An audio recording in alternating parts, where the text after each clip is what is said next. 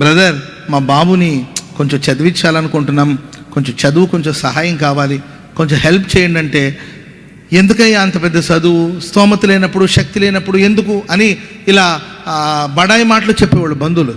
బాబుని కొంచెం చదివించాలనుకుంటున్నాం, వాడు చదువు అవసరం అని అంటే, ఆ బంధువులు రక్త సంబంధికులు అందరూ ఏమనేవాళ్ళు అంటే, స్తోమత లేనప్పుడు ఎందుకు పెద్ద పెద్ద చదువు, ఎక్కడ గవర్నమెంట్ స్కూల్లో చదివితే చదువు కాదా, లేకపోతే పలానా చదువు కాదా, అంత అవసరమా, ఇలా మాట్లాడారంట. ఆ తర్వాత దేవుని దయవల్ల ఆ బాబు ఎలాగ స్కాలర్షిప్ మీద కానీ మొత్తం మీద చదువుకొని ఒక మంచి స్థాయికి వచ్చాడు. ఆ తర్వాత విదేశాల్లో ఆ బాబుకి మంచి ఉద్యోగం వచ్చింది. స్తోత్రం చెప్పండి అందరు గట్టిగా. సరే, విదేశాల్లో ఒక 3 సంవత్సరాలు 4 సంవత్సరాలు ఉండి మరలా ఆ బాబు ఇండియా వస్తున్నాడంట. అప్పుడు ఎవరెవరైతే అవసరమా, అంత పెద్ద చదువు అవసరమా ఇట్లా మాట్లాడినంట, అబ్బాయి వస్తున్నాడంటగా. ఎప్పుడు వస్తాడు? అవునా, మీరు వెళ్ళేటప్పుడు నాకు కూడా పిలిస్తే నేను కూడా గన్నవరం దాకా వస్తా.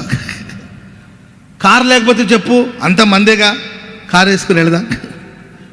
ఇంతకు అబ్బాయికి చెప్పు, అక్కడ నుండి నాకు చాక్లెట్లు తీసుకురమ్మని, నాకు సెంటు పాటలు తీసుకురా, అక్కడ సెంటు పాటలు బాగుంటుందంటగా, సెంటు పాటలు తీసుకురమ్మని చెప్పు. నాకు ఒకటి, నా భార్యకు ఒకటి, నా కూతురుకు ఒకటి, నా కొడుకు ఒకటి, మా ఇంట్లో పని మనిషికి ఒకటి, వీళ్ళందరికీ అక్కడ నుండి సెంటు పాటలు మంచిగా దొరుకుతాయంటే తీసుకురమ్మను. అక్కడ చాక్లెట్లు మంచిగా దొరుకుతాయంటే తీసుకురమ్మను. అక్కడ మందు బాటలు కూడా దొరుకుతాయంట, పట్టుకురమ్మని చెప్పు. సర్లే అన్నయ్య చెప్తానంటే, ఎప్పుడు వచ్చేది బాబు చెప్పు, మన కారు ఉంది కదా, కారులో కలిసిపోదాం, నేను కూడా రిసీవ్ చేస్తాను. వీళ్ళు అంటారు, ఒకప్పుడు మేము దీనస్థితిలో ఉన్నప్పుడు, మేము బాధలో ఉన్నప్పుడు, మేము కష్టంలో ఉన్నప్పుడు వాళ్ళు సమృద్ధిగా ఉండి కొంచెం సహాయం చేయమంటే సహాయం చేయడానికి ముందు రాలేకపోయారు. కానీ ఇప్పుడు మేము శ్రమలో, ఈరోజు మేము సమృద్ధిలో ఉన్నామని ఈరోజు చాలామంది ఊర్లో వాళ్ళందరూ మాకు చుట్టాలు అయిపోతున్నారు. ఇంతకు బాబుకు పెళ్లి చేసే ఆలోచన ఏమైనా ఉందా? అర్థమైందండి? బాబుకు పెళ్లి చేసే ఆలోచన ఏమైనా ఉందా? ఇంకా ఏం అనుకోలేదంటే అనుకోవాలి. Praise Lord. సరే అన్నయ్య అనుకుంటామంటే అనుకోండి, మనమంతా బంధువులమే కదా.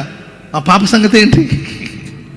ఎక్కడెక్కడ చుట్టాలు ఏంటండి, ఎక్కడెక్కడ బంధువులు, ఏది సమృద్ధిలో. యోబు బాధలో ఉన్నప్పుడు, యోబు కష్టంలో ఉన్నప్పుడు, యోబు ఒంటరితనంలో ఉన్నప్పుడు, యోబు అన్ని పోగొట్టుకున్నప్పుడు కనీసం అతను పలకరించిన వాళ్ళు లేరు, పరామర్శించిన వాళ్ళు లేరండి. ఆకలిలో ఉన్నవాడికి అంత ఆహారాన్ని పెడితే అతని ఆకలి తీర్చబడుతుంది. ఒంటరితనంలో ఉన్నప్పుడు ఆ మనిషి ప్రక్కన కూర్చొని 4 మంచి మాటలు చెప్తే అతనికి ధైర్యం కలుగుతుంది. అన్ని పోగొట్టుకునే వ్యక్తి పక్షాన నిలబడి 4 మంచి మాటలు చెప్తే అతనికి ఊరట కలుగుతుంది, ధైర్యం కలుగుతుంది.